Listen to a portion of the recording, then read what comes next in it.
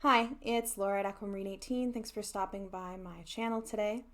I am here with a unboxing and walkthrough of a brand new deck to me, and that deck is the Architect's Tarot by Yusuf Boucheri, and I just received this deck this morning. I'm very excited for it to have arrived. This is the last deck that I purchased last year, and last year was a low buy and depth year for me. This is a deck that was released last year, I guess, on a Kickstarter. So the Kickstarter was successfully funded in the latter half of last year, and I had wanted to back the Kickstarter, but I had missed it. It was at a bit of a tough time for me, money-wise, so I had missed out on the Kickstarter, but I had always kind of had in my head that I really liked the deck, and I had hoped that there would be the option to order it afterwards. And pretty much as soon as I knew that there was, I went on and ordered it. So I ordered this deck in December, late December of last year, and here it is. It's arrived to me. And I'll mention just before I get into the deck itself that last night on Instagram, I happened to catch a live interview and deck discussion with Yusuf, the creator of this deck and artist of this deck. And I'm really glad that I did, and I'll try to figure out a way to either link to that interview or explain where it is in the discussion in the description box below, so you can find that interview as well. And it was just kind of serendipitous because he had mentioned, there's people in Canada who don't have their deck yet, but it's arrived, at places that are further away already. And I said, I'm in Canada and I haven't gotten my deck yet. I know the Kickstarters went out first, of course, and then, surprised that it shows up the very next morning. So without further ado, I will unbox and share this deck that I'm so excited to have. It came in a padded envelope and arrived safely. It comes actually separate from the booklet. So the booklet, which is here, comes outside of the box. I learned in the interview last night that is because the deck and the book were printed at different printers, and so it just kind of worked out that way, which is completely fine. Before I get into the deck, I will just share a little bit about the booklet here. So there are no page numbers, so I'm not sure how many pages it is, but it's a nice size there. And it just has the name of the deck and the creator's name there. And on the back, it has the design that's on the back of the cards, I believe, and it says here, not to scale, out of context. And briefly, what is included in the guidebook for this deck, we have Yusuf's signature in the front, which is a really nice touch there, a dedication, thank yous to contributors for the deck, a introduction just briefly explaining the major and minor arcana cards. There is one additional major arcana card on top of the usual 22 that we expect to find, which is the additional card, the Architect, who is also the Fool, the booklet tells us. And there are 56 minor arcanas, of course, organized across 4 suits. There is a brief story of the creation or inspiration for the deck. And then we have a page that I really like in the guidebook. I did peek in the guidebook before I started this unboxing, but I haven't looked at the deck yet. So there's a page here that says how to use this deck however you want to. I suggest you use it with respect, with an open mind and heart, with patience. And I love that. There's a couple of suggestions for working with 1 or 3 cards. For the major arcana, we have upright and reversed keywords for each card, as well as astrological associations, and the astrological associations appear on the cards themselves as well. And then for the minor arcana, we have an explanation of cups, pentacles, swords, and wands, what they represent. So for example, cups represents relationships, emotions, and desires. the element and direction that each suit is associated with, and those associations are the traditional associations with, for example, wands for fire. Each suit has a different setting. So the cups are fountains and floods, the pentacles, gardens and agriculture, the swords, cliffscapes and skies, perfect for air, and wands, dreamscapes and deserts. Then there are the astrological associations, so the signs that are associated with each element, and then therefore with each suit. So there's an explanation of how the minors and the majors relate to each other in terms of numerologically. And then for each of the minor arcana cards, we also get a brief, keywords upright and reversed for each one. And then there is a section of about the artist at the end. And here there is a link to Yusuf's Instagram. I'll put that below. I will also put below his website where you can get a copy of the deck, as well as some of his other artwork and custom commission artwork as well. So I'll put that below. And in good preparation for this walkthrough, I snipped the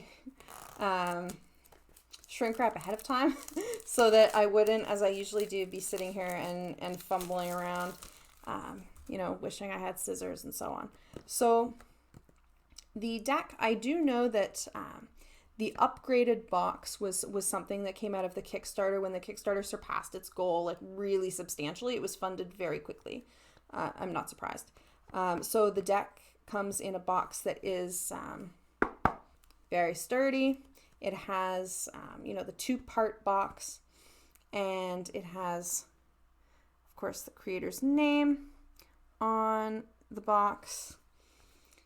We have its kind of slogan, I guess, of out of context and not to scale.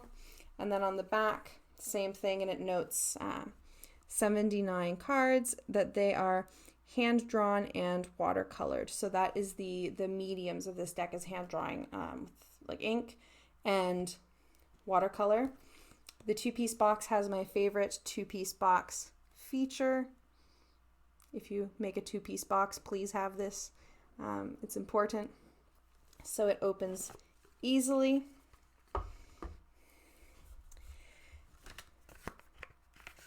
And then inside,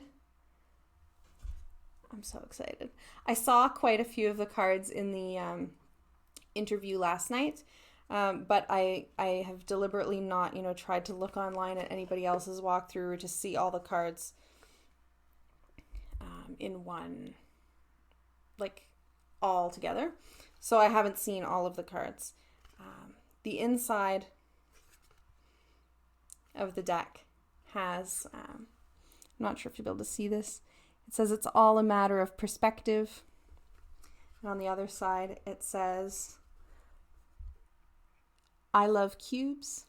There's a lot of cubes in this deck. And then it has meanings for architect as a verb and a noun on the long sides of the box. So like a lot of nice, very personalized, very deliberate, very thoughtful touches in the packaging. Another addition that came out of the Kickstarter success was this beautiful silver gilding. It's a little teeny tiny bit sparkly, metallic, and it just comes in a plastic band here. And the deck is thick, which is great. The cards are matte. They're matte, and they're not rose petal. They're not fingerprinty at all. They're durable feeling. These are the backs here. So the backs are fully reversible, I think. It's almost hard to tell with a design like this if they're fully reversible, but it certainly reads to me as fully reversible for sure. Now I've got the order here as the cups first, but I would like to start with the majors. So bear with me while I just put down here the cups, the wands, and then the swords. I have just an order that I like to see things in, and that starts with the majors. So I'm just going to quickly do a little rearrange here. They come with the majors at the back. Obviously, it doesn't matter what order they come in at all. I just like to put the majors first. And then wands, cups, swords, pentacles is how I like to watch them unfold. I don't know why that is. I guess that makes sense to me for some reason. Okay. So, the major arcana have, as I mentioned, astrological associations on the cards.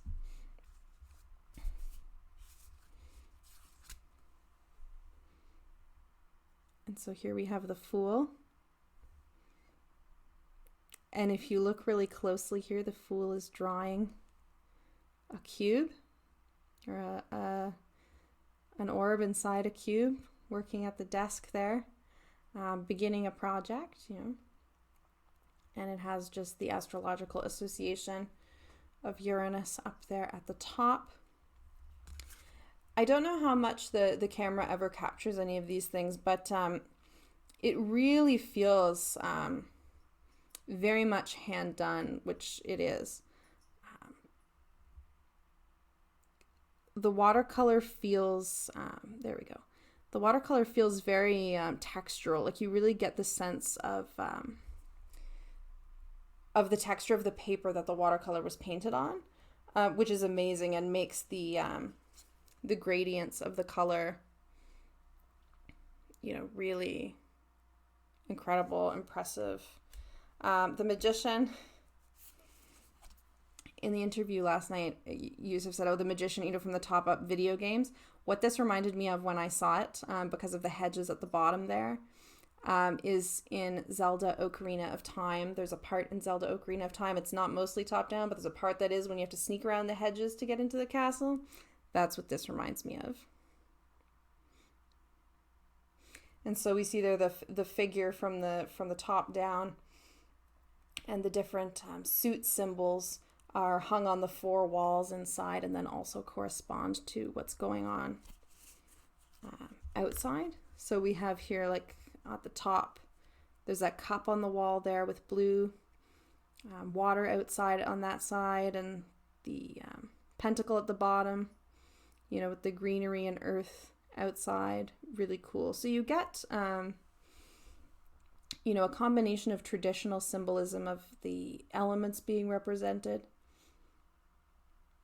you know, and there being a human figure there with, you know, all the elements at their disposal in a particular sort of way, but also really unique imagery at the same time.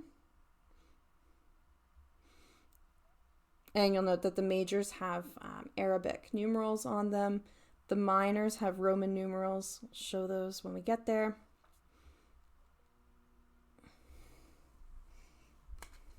Something that really that I really liked about this deck, and I'm not going to run commentary on every single card in the deck because then we would be here for way longer than anybody wants to listen to me for.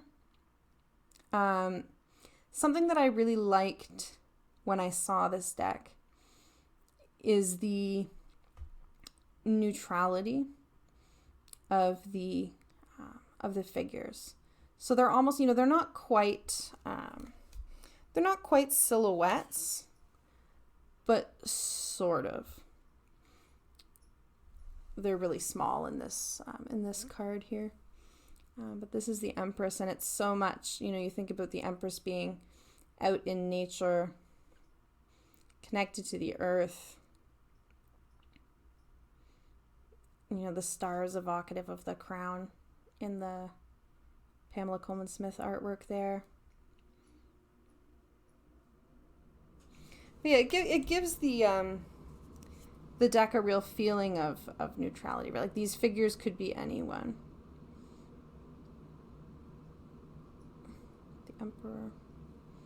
You can see the background there.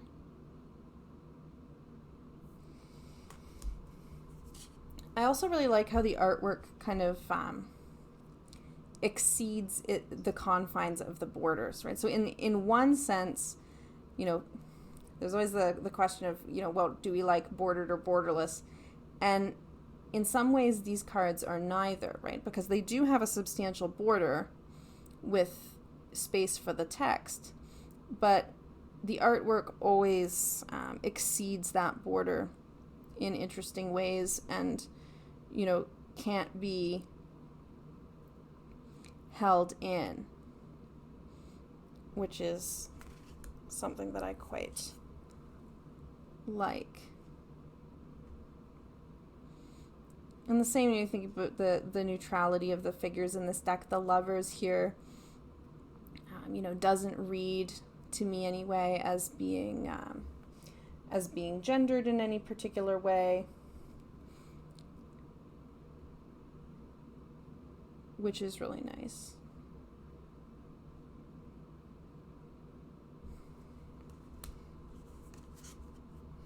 And I think most of, I really like this Chariot. That feels just magical to me.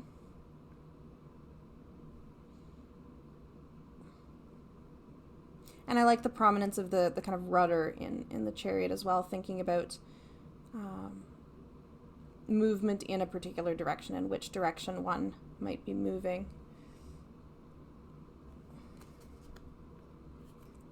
So something I learned that I will share, I don't really know anything about architecture, I will say, but something that I learned in the interview from Yusuf is about this tower on the Strength card. And in this deck, Strength is 8 and Justice at 11. That this is the Aqua Tower in Chicago, and it is the tallest building in the world that is designed by a woman.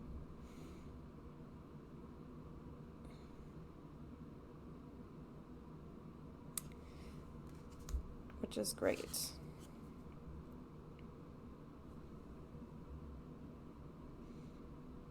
The Hermit with the lantern.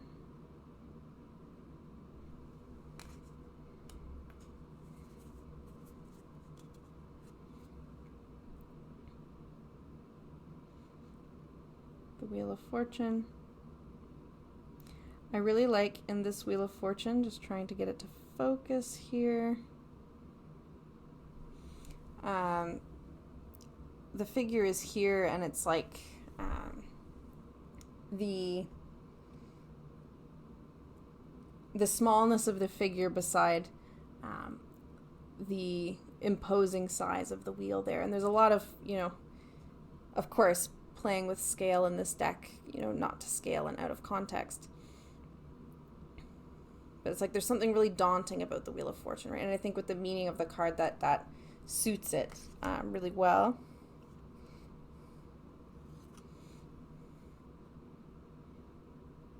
Justice. So some of them I will mention because of the artwork going outside of the frame, right? Some of the cards have the titles on the top and some on the bottom in the majors. So for Justice here at number 11, the title is at the bottom. And we see the scales there.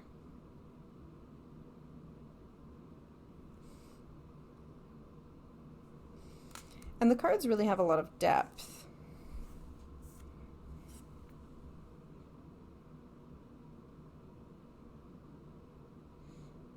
The Hanged Man is hanging by the feet there.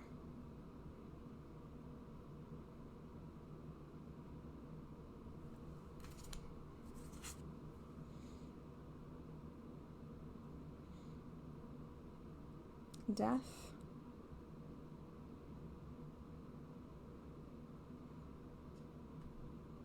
So the figure there is upside down.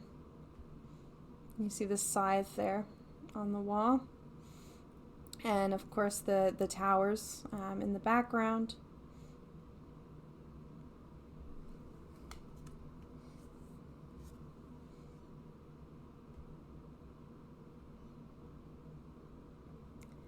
Temperance is one of my favorite majors that I've seen so far. With the water above and below, it's like this really interesting, you know, which way is the water flowing. I really like that. I like so much about that. The Devil.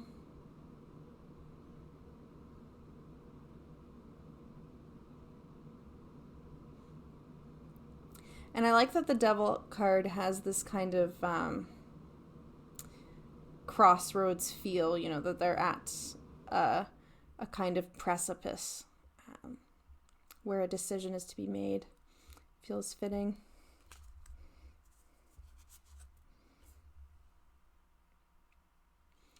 The Tower.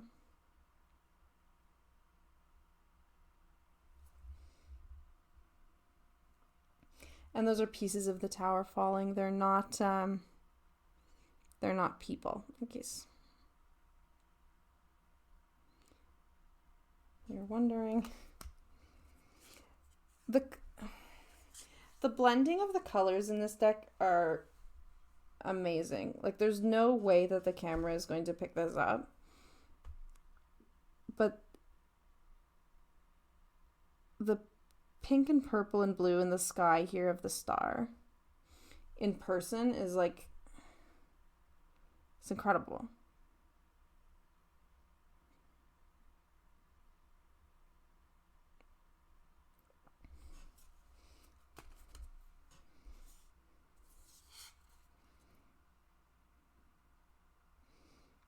The moon. The moon is my favorite card, of course. The 18 in my name.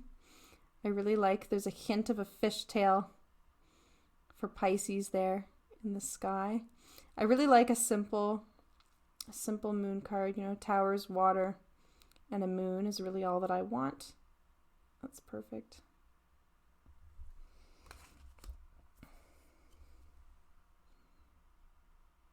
The sun. It's a very interesting sun.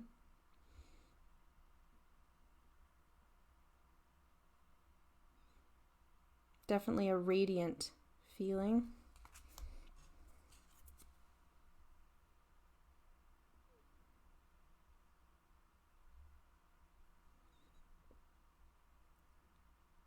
Judgment. Get the figure in the clouds looking down.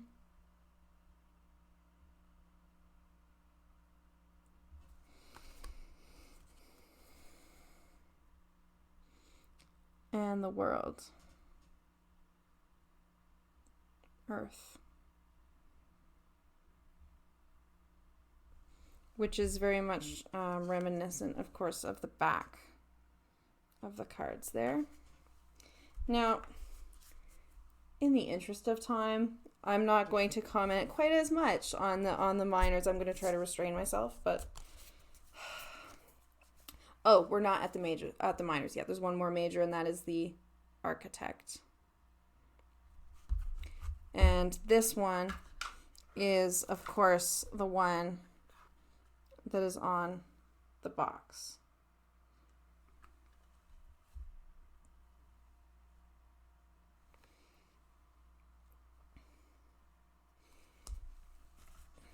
And just have a little peek. The meanings provided to get a sense of the voice of the guidebook. The meanings provided for upright for the Architect are focus, experimentation, iteration, creation. And the reversed meanings, obsession, contradiction, and inexact. Okay. Going to the minors, which I'm going to try to walk through a little bit more quickly. A couple of things to mention first. So the minors are numbered, but they do not say the name of the suit.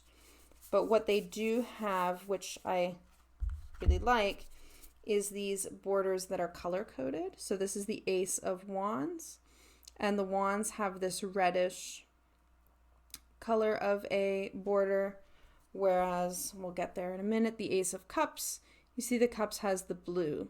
So I think that, you know, from what I've seen of the deck, the cards, it's fairly clear which suit it is, and of course they are numbered.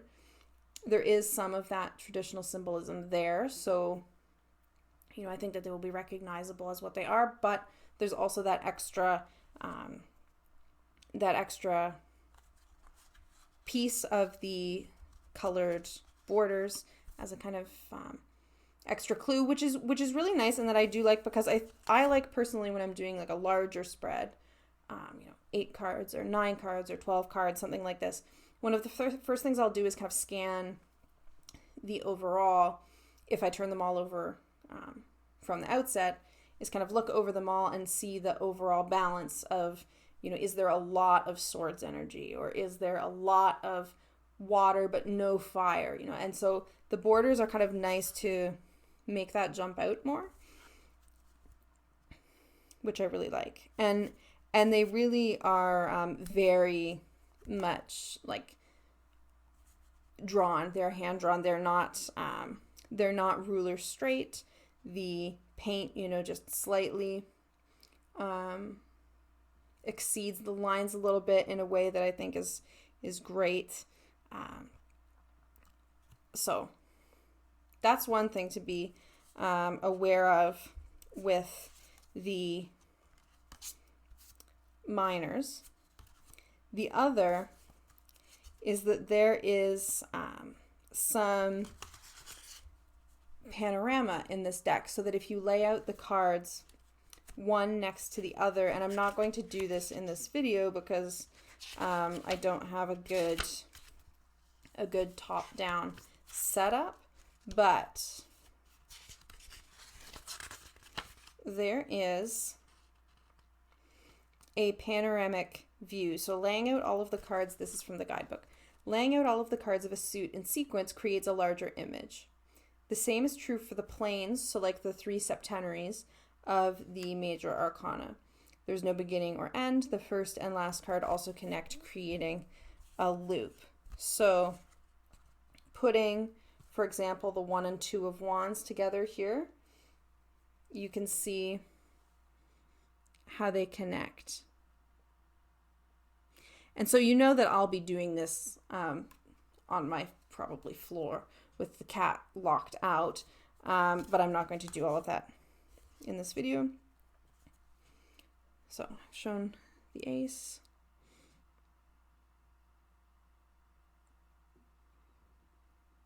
It's nice to have the figure, the person in the ace.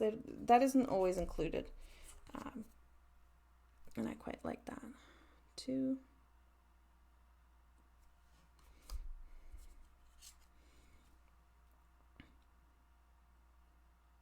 3.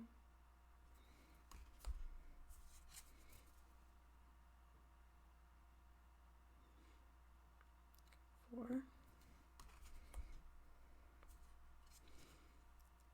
5. And you can see in the 5 there's a clash going on there with the wands.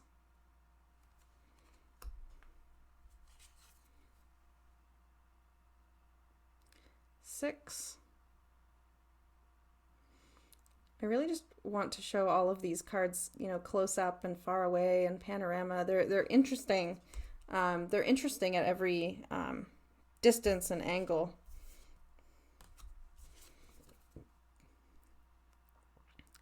7.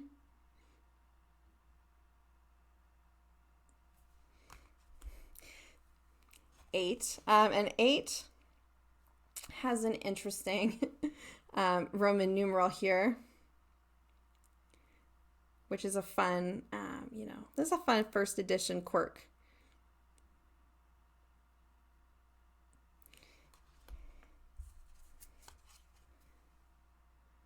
9 of Wands.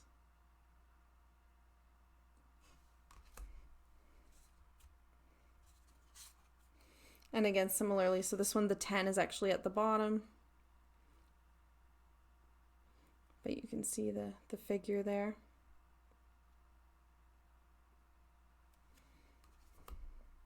And now the court cards have numbers instead of names.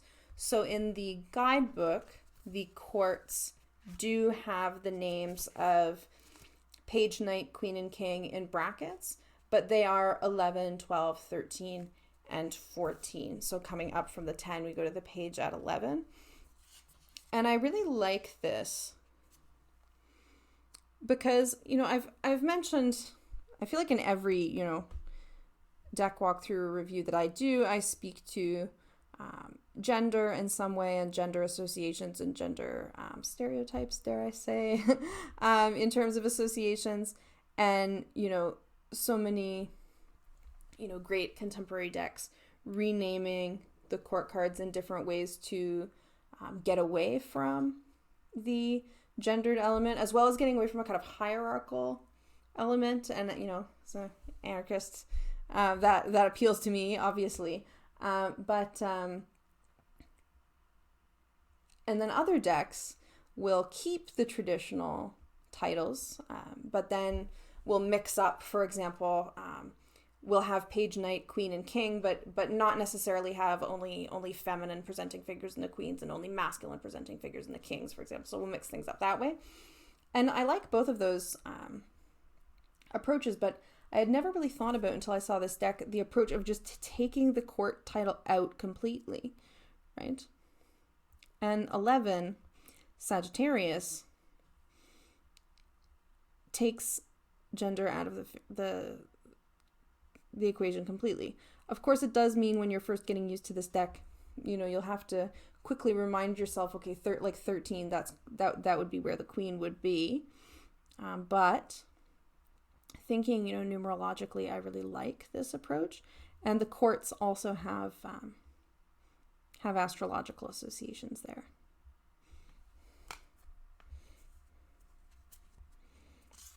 And the gender neutrality was something that stood out for me with this deck. So the 12 of Wands.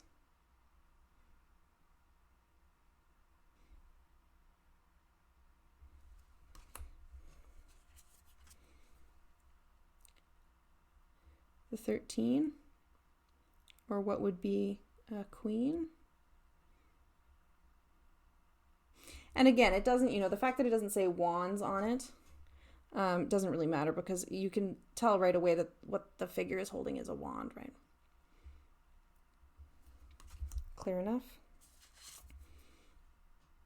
And the 14.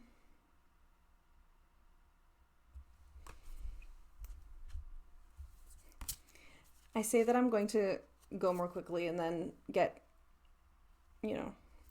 drawn into the imagery, and I'm not so good at being concise then. Cups have the blue border and feature fountains for the most part. Ace. Again, maybe I'll just show the odd, portion of the panorama where I can. 2.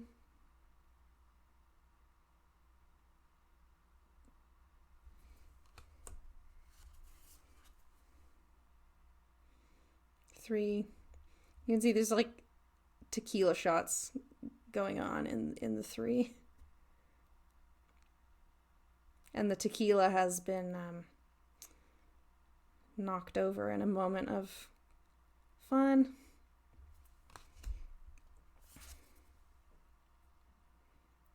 4.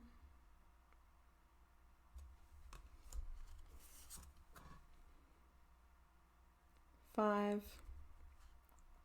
Again, I really like when the suit is really big, or the object in the card is really big and the figure is really small. I think that's really interesting.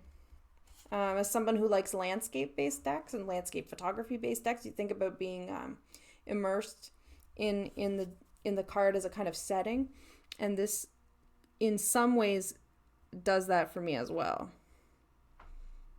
6. And I'm back and forth on whether I read with reversals or not. I have for a long time, and then I kind of stop for a while and I go.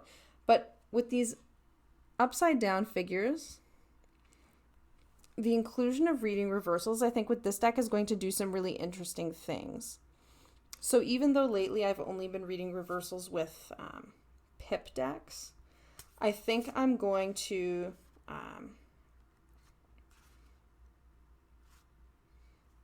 try to read with reversals with this one, because it, I think, is very much made with reversals in mind. 7.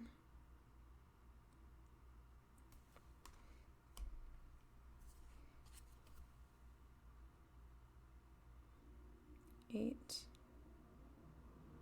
And the color palette is generally really light, but some of these cards, like this, is really vibrant there. Really beautiful. You can really get a sense of the watercolor.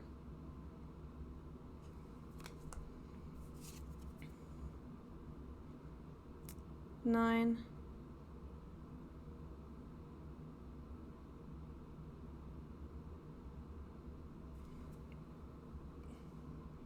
'It's a bit hard to get them to focus. There we go, 9.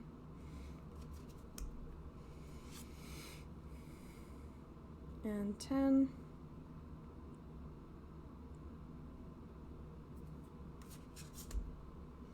One of my favorites that I got to see last night, the 11.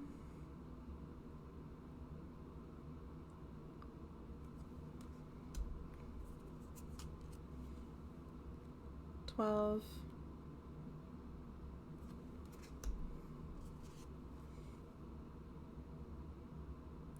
13.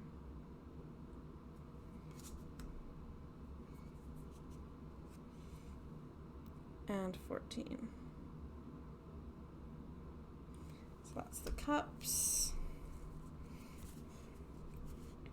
Swords. Swords have a greenish border, and with them being, of course, hand done, the color does vary a little bit, but they're all, in the domain of green, which is interesting to me because by default I think of green as earth, so would think of it as Pentacles, but in the Pentacles it's brown, which also makes complete sense for the earth suit, so I like that.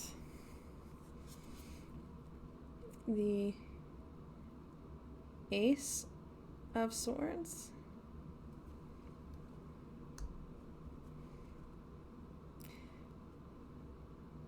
Oh, this one's good. The Two of Swords. The swords are on this kind of balance there, and the figure has the blindfold on. So you get that, it's a really smart, I think, mix of the traditional symbolism of the kind of stuckness of the two, and the indecision and the choice element with the blindfold and the moon and the water, while being, very much its own, a deck with its own aesthetic and personality at the same time. I am not a fan, I will say, of the impaled heart of the Three of Swords. I find that sometimes, and I know that I'm not alone in the tarot sphere for thinking this, that the swords suit, depending on how it's depicted, can at times skew negative as compared to the other three. So it's not my favorite, but this works for me really well, because there's a nod there to it, but it's not, it's also not a kind of scene that you see and immediately think, heartbreak as a kind of default meaning. You could read other things there too, which I really like, because I like all the suits to feel balanced with each other, and for any card, I think is not inherently negative or inherently positive. They all have their different aspects, and it's hard sometimes, I think, when a card is, an impaled human heart to not read it as just horrifyingly horrifyingly negative. And needless to say, if you're reading cards for somebody who perhaps is not familiar with tarot imagery, and that card comes up and it is the kind of traditional impaled heart symbolism, it's hard to, to explain to someone that it doesn't necessarily mean something really, really horrifying. It's a 5 of Swords.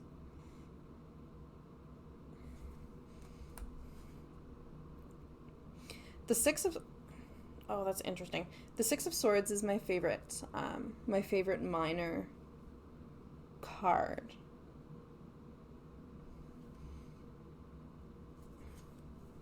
Here's some, like a dam here. You can think about which direction is that that boat going. That's an interesting one, and I like the stripes in the sky. That is cool. Okay, I'm gushing over every card here. 7 of Swords. The 7 of Swords stalked me over the last calendar year.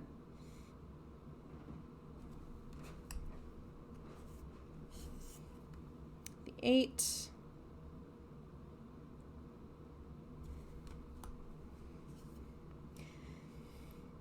Yeah, again, like with the 9 of Swords, a card that's also, it's very, if you think about the Rider-Waite-Smith imagery, it's so viscerally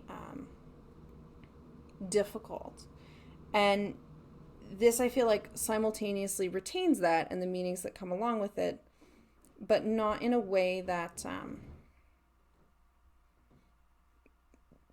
that forecloses the possibility of other meanings to this card as well, depending on the context of the reading and the question. So I really like how the more difficult cards have been handled.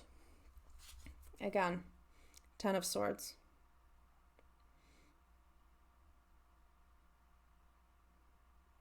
Really great.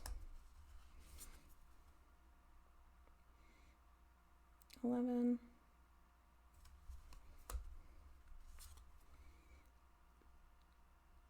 12.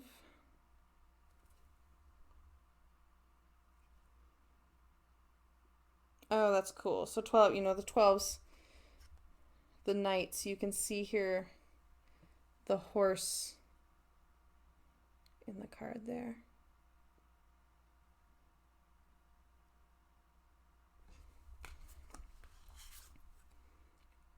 13.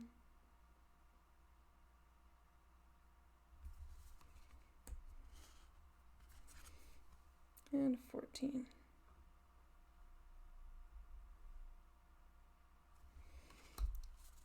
Last one, the Pentacles.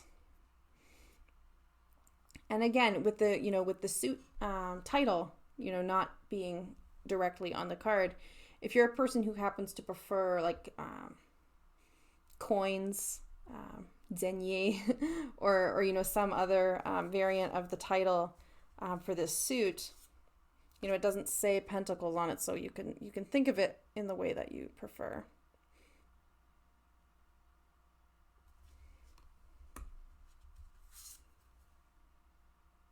Two. And there are, I think, in all of them, like the number of the suit, that fits the cards, like the 2 of Pentacles having 2 pentacles on it. Some of them are quite subtle. And I think I'm going to want to spend some time looking, looking for them. So you get, again, the 2 and the 3 connecting here.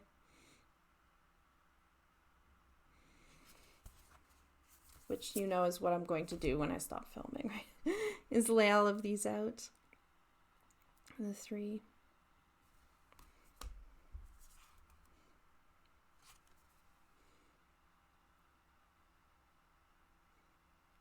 4.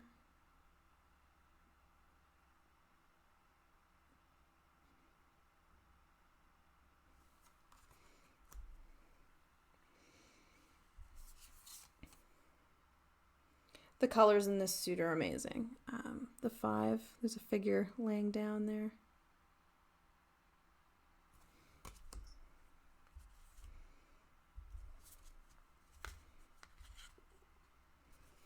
There's the scales and the 6. They're a bit in the background.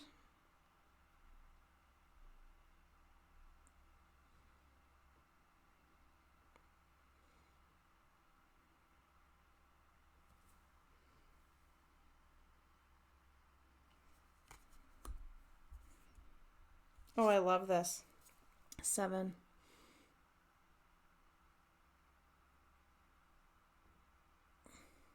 Beautiful.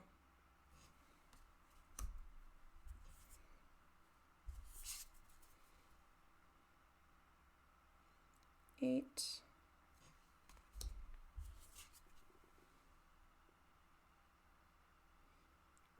9.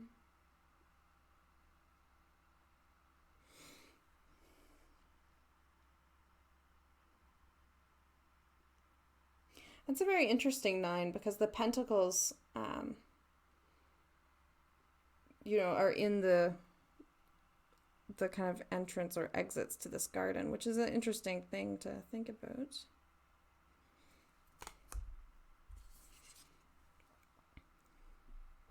10.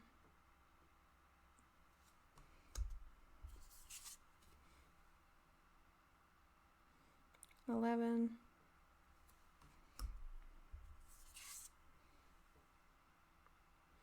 12.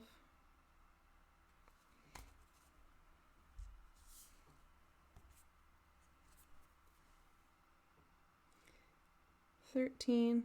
It's like a labyrinth. And after the labyrinth, 14.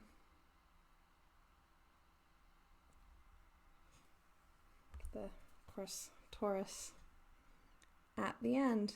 So that is the Architect's Tarot by Yusuf Bushiri. And I am so excited to have finally gotten to have this deck after missing the Kickstarter and kicking myself and feeling that, it's not even FOMO because the Kickstarter is over, so it's like the Mo part of the FOMO that happened. But, now it's here. And so this is going to be the deck that I'm working with for the next little while. So did you get this deck? If you did, let me know how you're enjoying it so far in the comments. And again, I will put in the description box all the information where you can find out more about the Architect's Tarot and get your own copy. Thank you so much for watching. If you made it to 48 minutes, I always will say at the end, if you made it to 48 minutes, thank you. I try to be concise, but, rambler, it is what it is. All right. Thank you for watching, and I will see you all again soon. Have a good morning, evening, or afternoon, depending on where you are. Evening for me. So have a good night.